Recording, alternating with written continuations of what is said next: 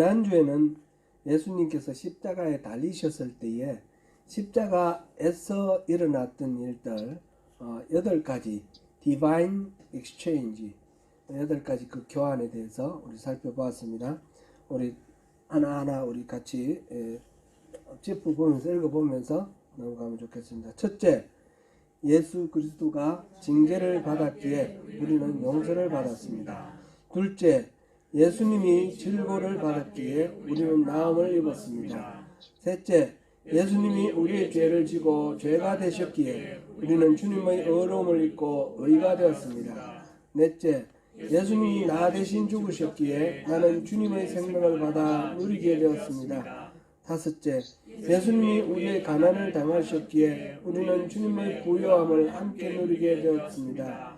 여섯째, 예수님이 우리의 수치를 무릎 섰은 것은 우리에게 주님의 영광을 주시기 위함입니다. 일곱째, 예수님이 거절을 당하셔서 우리가 하나님의 용납하심을 받을 수 있게 되었습니다. 여덟째, 예수님이 저주가 되심으로 우리는 그의 복을 누리게 되었습니다. 아멘. 예수님께서 십자가에서 당하신 모든 고통과 그 고난의 대가로 우리가 구원받고 하나님의 자녀로 이렇게 택함을 입고 용납함을 입게 되었습니다. 그렇게 십자가에 달려 죽으신 예수님은 그것으로 끝나지 아니하시고 죽음을 이기시고 부활을 하셨습니다. 오늘은 예수님의 부활에 대해서 살펴보겠습니다. 통상 제가 이 부활절 절기를 보내면서 이때까지 제가 부활절 하루만 부활 설교를 했는데 올해는 조금 충분히 부활 설교를 좀 해야 되겠다 이렇게 계획을 하고 있습니다. 오늘부터 시작해서 원래 부활절 절기가 7주죠. 7주. 사순절은 주일 빼고 7주를 해서 6, 7, 42에다가 플러스 6일 6, 계산이 왜 이렇게 안 되죠? 6, 7, 42 아니 사순절 때는 주일을 빼고 6주 해서 6, 6이 36이죠. 제가 잘못 주일을 계산을 잘못한 거예요. 그죠? 6, 6이 36을 하고 4일을 못해서 수, 목, 금, 토 이렇게 해서 사순절이 되는데 지금 이제 부활절은 오순절이 성령 강림절이 오순절인데 50일인데 이거는 주일을 포함해서 7, 7이 49 하고 그 다음날 50일째가 이제 오순절이 되는 겁니다. 오늘 산수를 잘 못해가지고 제가 헤맵니다. 그래서 7주의 부활절이 있는데 올해는 7주 동안 부활하신 예수님을 만나는 것에 대해서 이렇게 성경에 나오는 여러 가지 말씀을 통해서 은혜를 나누고자 합니다. 미리 그런 말씀을 드리는 것은 오늘 통해서 뭔가 부족하고 충분하지 않다 싶으신 생각이 있으실 것 같아서 미리 말씀을 드리는 겁니다. 더 큰 은혜를 사모하시면서 다음 주를 또 기대해 주시면 좋겠습니다. 드라마 같은 거 만드는 사람들 보면 너무너무 잘 만들죠. 다음 주 꼭 보고 싶잖아요. 그런데 저는 그렇게는 못하는데 말로만 다음 주를 기대하시라고 제가 말씀을 드립니다. 안식일이 끝난 다음 날 이른 아침에 예수님을 따르며 수종들던 여인들이 예수님을 장사한 그 무덤을 찾아갔습니다. 본문 1절 같이 읽어보겠습니다. 시작. 안식일이 다 지나고 안식 후 첫날이 되는 새벽에 막달라 마리아와 다른 마리아가 무덤을 보려고 갔더니 안식 후 첫날, 안식 후 첫날은 말하자면 요일로 따지면 월요일 이렇게 돼서 주일, 주님의 날, 주일로서 월요일이 아니라 일요일 주일로서 한 주일의 시작점이 됩니다. 왜냐하면 안식일은 세버데이 토요일이니까 그렇죠. 마태복음의 기자는 그냥 무덤을 보려고 갔더니 이렇게 돼 있는데 우리 이제 새벽에 우리 묵상하는 마가복음에서 보면 예수께 바르기 위하여 향유를 구입했더니 이런 말씀이 나와요. 그러니까 향유를 바르기 위해서 그렇게 간 것으로 마가는 그렇게 이해하고 있습니다. 누가복음, 요한복음에서도 그런 목적으로 이 여인들이 일찍 새벽에 무덤을 찾아가는 것으로 그렇게 기록하고 있습니다. 예수님은 여러 차례 자신의 순환에 대해서 예고를 하셨습니다. 내가 예루살렘에 올라가면 그 제사장들과 서기관들에 의해서 잡혀서 고난을 당하고 죽임을 당할 것이다. 그런데 제3일에 내가 부활할 것이다. 그렇게 얘기를 하셨는데 이 제자들은 십자가를 지고 죽음 당하는 순간에까지도 그거를 또 잘 몰랐었는데 그래도 그것이 말씀하신 것이 이루어졌지 않습니까? 그러면 그 다음 것도 이루어질 것이다 생각을 해야 되는데 그 다음 것이 뭡니까? 제3일에 부활할 거다. 근데 이거를 아무도 예상을 못하고 있어요. 기대도 하고 있지 않습니다. 지금 이 여인들이 무덤에 가서 예수님이 부활하셨나 알아보기 위해서 간 게 아니에요. 그냥 향품을 바르고 죽은 시체를 무덤에 안식일 전날이라서 급히 부랴부랴 갖다 묻었기 때문에 제대로 향품을 바르지도 못했으니까 이 미진한 장례의식을 마저하기 위해서 찾아갔던 것입니다.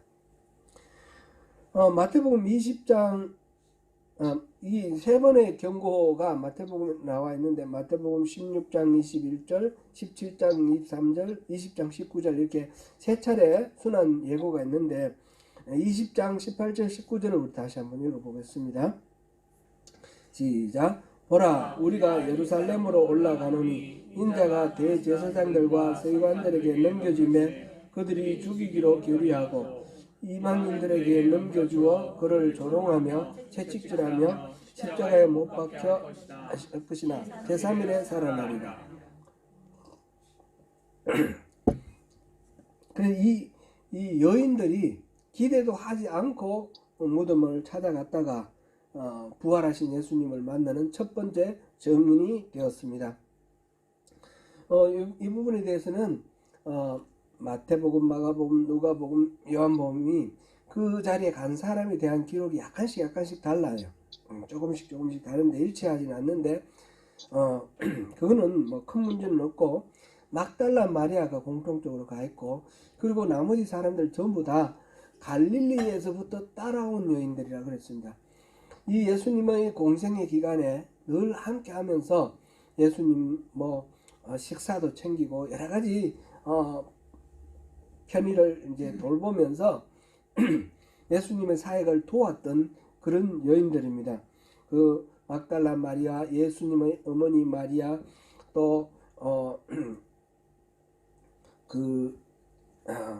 야고보, 큰 야고보와 요한의 어머니, 세베대의 아내, 그리고 또 작은 야고보의 그 어머니, 이런 이제 제자들의 어머니, 이런 사람들을 중심으로 해서 예수님을 도우면서 따라왔던 이 사람들이 지금 예수님을 만나는, 부활하신 예수님을 만나는 첫 번째 증인이 되었습니다.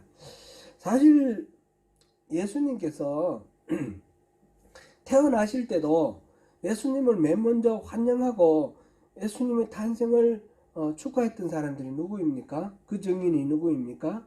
목자들입니다. 목자들은 이 당시 유대인들이 생각할 때는 비천한 사람들, 죄인들, 이렇게 멀리 경건시되던 그런 사람들입니다. 왜냐하면 안식일을 못 지키잖아요. 목자들은 짐승을 돌봐야 되니까. 그래서 배척되던 사람들이었는데 지금 예수님이 부활하신 장면을 목격하는 사람도 여인들이었습니다. 여인들은 이 당시 예수님 당시 여인들은 인구조사할 때도 숫자에 포함되지도 않는 정도로 이렇게 가볍게 여겨지고 천시당했습니다. 우리나라에서도 보면 최근까지, 얼마 전까지 한 40, 50년 전까지만 해도 남존 여비 사상이 있지 않습니까? 아들 낳으면 귀하고 딸 낳으면 그냥 실패한 것처럼 그렇게 생각하던 남자와 여자의 그 인격에 대한 존중이 완전히 달랐었는데 2000년 전에 예수님 시대에 또 얼마나 그게 심했겠습니까? 예수님의 그 부활을 목격했던 증인이 이 여자들이었다는 사실 좀 어떻게 보면 좀 이상하게 느껴집니다. 왜냐하면 재판을 할 때 여자들은 증인을 세워도 이거는 증인을 세워주지도 인정도 안 해줍니다. 여자들이 말하는 증언에 대해서 내가 우리 목격을 했는데 저 사람 때렸다, 그 인정도 안 해주는 그런 시대입니다. 여자의 말을 안 믿어주는 겁니다. 그런 시대에 예수님이 부활하셨다, 맨 먼저 본 사람이 여자다는 말이죠. 그럼 여자가 예수님 부활했다 이 말이 증언하는 이 말이 신뢰성이 있을까요, 없을까요? 얼른 생각하면 없다는 거죠. 근데 이게 가만히 생각하면 결과적으로 예수님의 부활이 조작된 사실이 아니라 역사적인 사실이다라는 걸 입증하는, 반증하는 그런 결과가 되었습니다. 만약 조작을 했다면 신뢰가 가는 남자들을 증인으로 세웠을 거 아닙니까? 그런데 남자들 증인을 안 세우고 여인들을 증인으로 세웠다, 이 말은 이건 조작되지 않았다 라는 것을 입증하는, 반증하는 그런 결과가 되는 것입니다. 세상에서 내세울 것 하나도 없는 이 주변인에 불과했던 이 여자들이 영광스러운 부활의 소식을 전하는 그런 주역이 되었다 하는 이 놀라운 소식을 우리가 여기서 확인할 수 있습니다. 여인들을 만난 상황은, 이 여인들이 만난 상황은 매우 당혹스러웠습니다. 본문 2절을 보시겠습니다. 큰 지진이 나며 주의 천사가 하늘로부터 내려와 돌을 굴려내고 그 위에 앉았는데, 지진이 나고 천사가 하늘에서 내려왔다고 그랬어요. 천사가 내려오는 거는 내려오는 걸 봤다는 건 아닌 것 같은데, 어쨌든 무덤을 찾아갔는데 막 지진이 나고 우르릉 쾅쾅거리고 한번 생각해 보십시오. 얼마나 무섭겠습니까? 그런데 무덤을 보니까 무덤 문은 열려 있고 들여다보니까 천사가 있어요. 사실 이 지진이 일어나고 지진이 일어났다 이 말은 마태복음에 있습니다. 마가복음, 누가복음, 요한복음에는 지진이 났다 이 말은 없고 빈 무덤이 있었다, 그 옆에 천사 또는 청년 이런 표현으로 천사가 있었던 것을 이렇게 같이 기록하고 있는데, 이거는 이제 좀 더 마태가 이게 저절로 자연스럽게 일어난 현상이 아니고 하나님이 개입하셨다라는 것을 강조하기 위해서 이렇게 표현을 한 것 같습니다. 여기에서 분명하게 확인할 수 있는 것은, 공통적으로 모든 복음에서 확인할 수 있는 부분은 바위를 판 무덤 안에 시신으로 놓여 있었던 예수님이 사라지고 그 무덤은 빈 무덤으로 남아 있었다는 사실입니다. 그리고 이 지진과 천사의 강림, 이것은 하나님이 개입을 하셨다는 말인데, 하나님이 개입하셨다라는 것은 무슨 뜻입니까? 예수님을 십자가로 달아 숨지게 한 이 유대인들의 행동, 종교 지도자들의 이 행동이 정당하지 못하다. 하나님이 개입하셨다는 말은 그들은 죄를 지었고 예수님이 정당하다, 그거를 나타내는 거 아니겠습니까? 그들에 대한 심판을 의미하는 것입니다. 나중에 요한복음의 기록에서 보겠지만 예수님은 부활을 하셨는데, 부활을 하신 예수님의 몸은 특징이 원래의 몸과 비교를 했을 때 연속성과 불연속성이 있습니다. 연속성은 이 예수님의 몸이 완전히 없어지고 새로운 몸으로 태어난 것이 아니라 이 몸을 갖고 그대로 태어났습니다. 그래서 손에 있는 못자국, 옆구리에 있는 창자국을 보여주셨어요.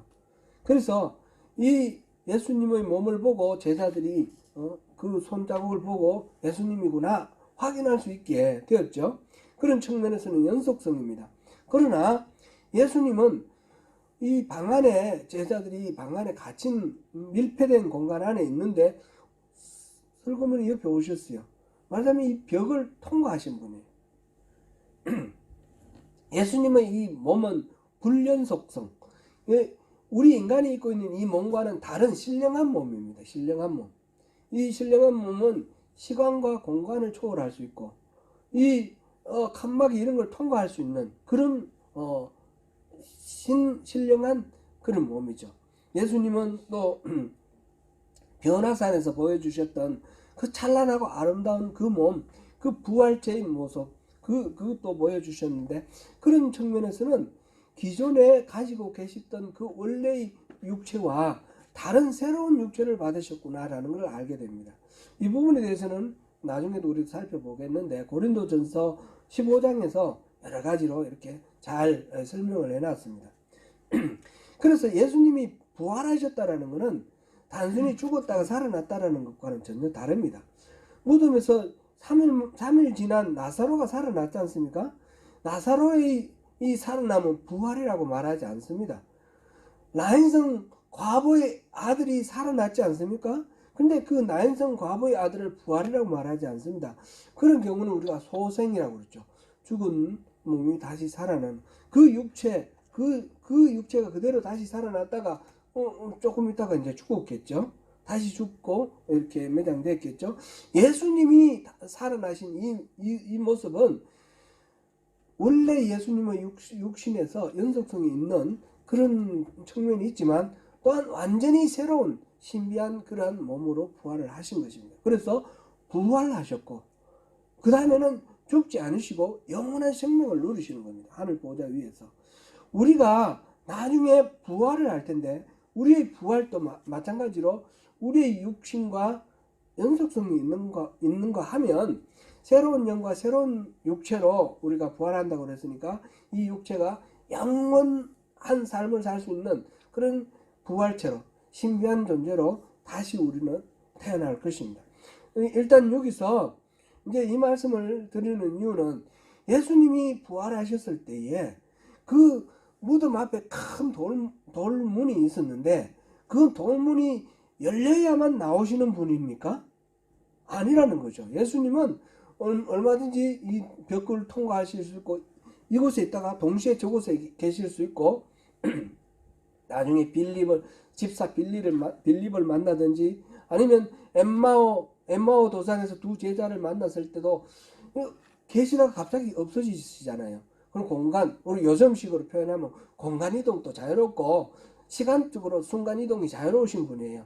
시간과 공간을 초월하신 분이에요. 하나님이 시간과 공간을 창조하셨으니까 그 하나님이신 예수님이 시간과 공간을 자유롭게 이동하시고 하시는 그런 분이세요. 그런 분이신데 굳이 왜 그 돌문이 열려야만 했을까요? 그것은 예수님이 그래야만 나오셔서 그런 것이 아니라 그 증인들로 하여금 이곳에 예수님이 안 계신다. 부활하시고 안 계신다. 빈 무덤이다. 이거를 보라고 그 증인들에게 확인하게 하기 위해서, 그래서 부활을 증언하게 하기 위해서 그렇게 하신 것이다 라는 것을 우리가 알 수 있습니다. 천사에 대한 묘사도 매우 상세하게 나와 있는데 본문 3절을 우리 같이 한번 읽어보겠습니다.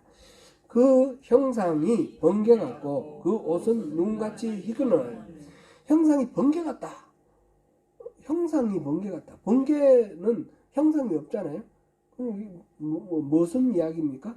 반짝하는 번개처럼 그 형상이 눈부시게 그렇게 환하고 밝다 이런 뜻이고, 환한 광채라는 뜻이고, 그 옷이 눈같이 희다 이 말도 그 예수님께서 변화산에 오르셨을 때에 그 옷이 눈부시게 이렇게 밝아졌지 않습니까?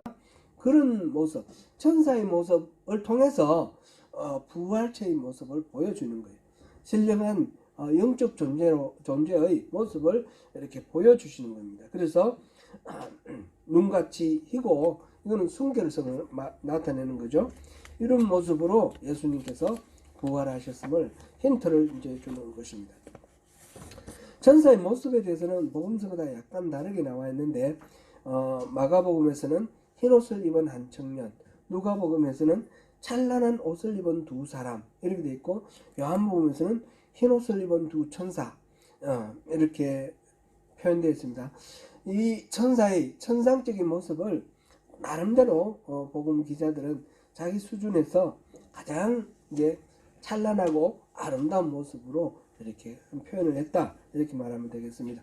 어쨌든 간에 그 천사들은 예수님의 부활을 선포하기 위해서 그 자리에 와 있습니다. 그들이 말했습니다. 본문 5절에서 7절 우리 같이 읽어보겠습니다. 천사가 여자들에게 말하여 이르되 너희는 무서워하지 말라. 십자가에 못 박히신 예수를 너희가 찾는 줄을 내가 아노라.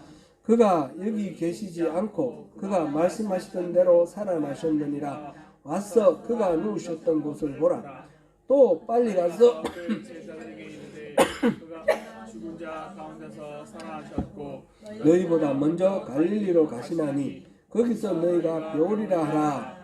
보라, 내가 너희에게 일렀느니라 하거늘.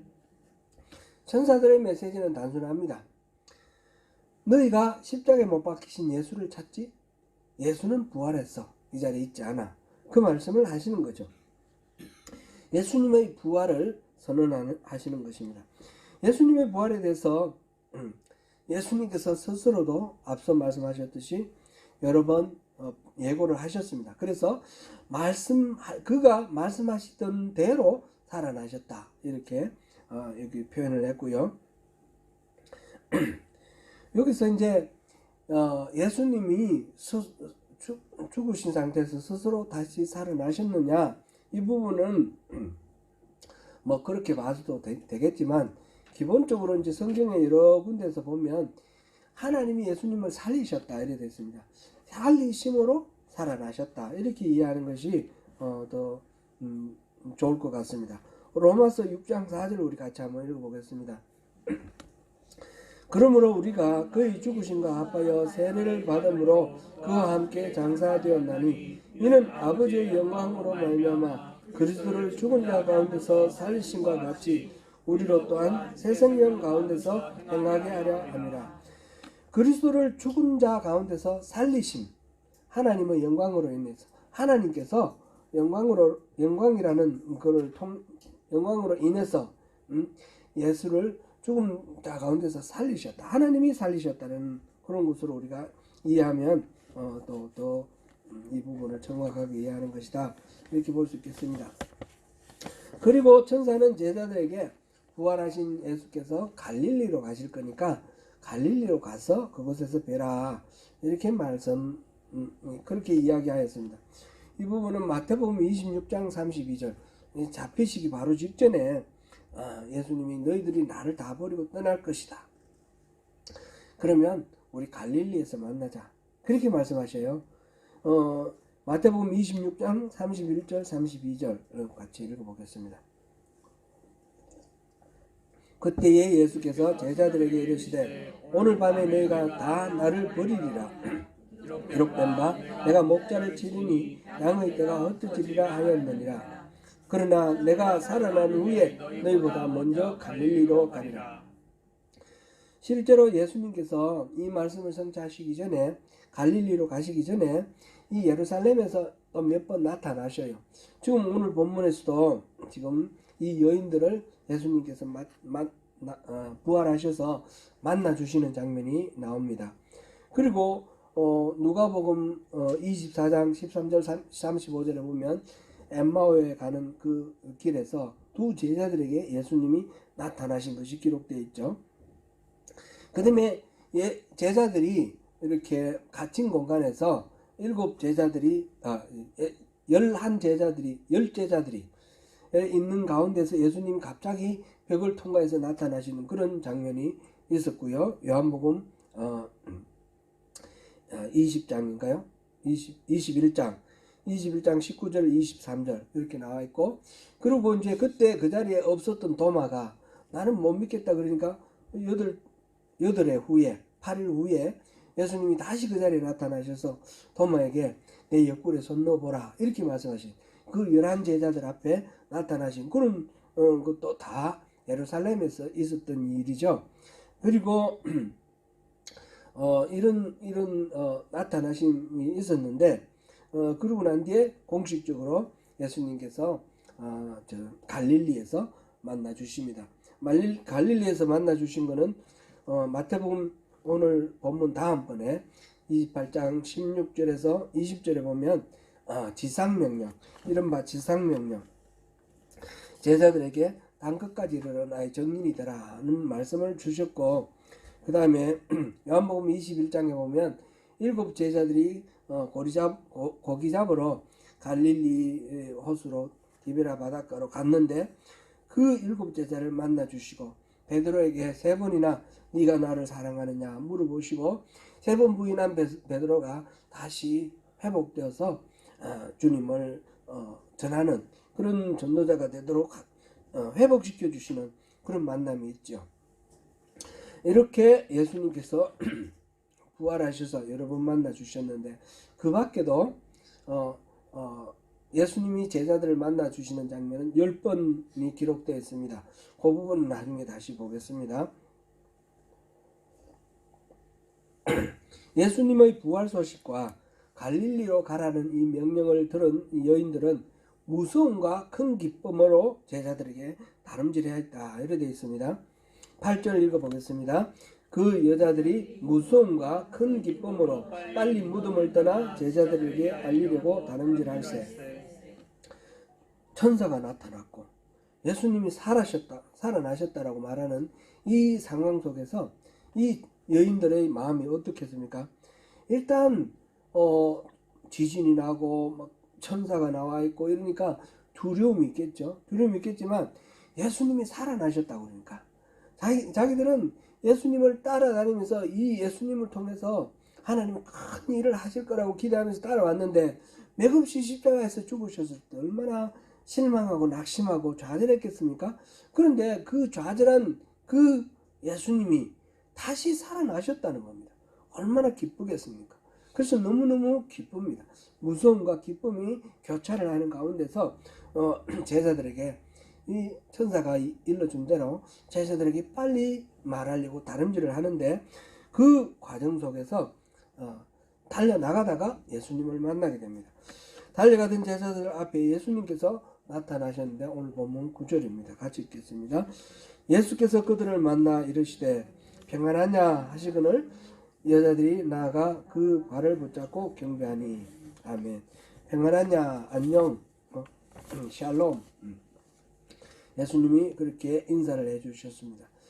부활하신 예수님이 처음으로 만난 사람이 이 여인이다, 이 바로 여인들이라는 사실은 앞에서도 언급했듯이 존중받지 못하던 정인으로서 존중받지 못하던 이 여인을 정인으로 세우시는 것, 이 자체가 하나님의 놀라우신 은혜라는 것을 우리가 확인할 수 있습니다. 여자들을 인격적으로 이렇게 존중하는 것, 이 당시 사회 어디에도 있지 않던 그런 내용이죠.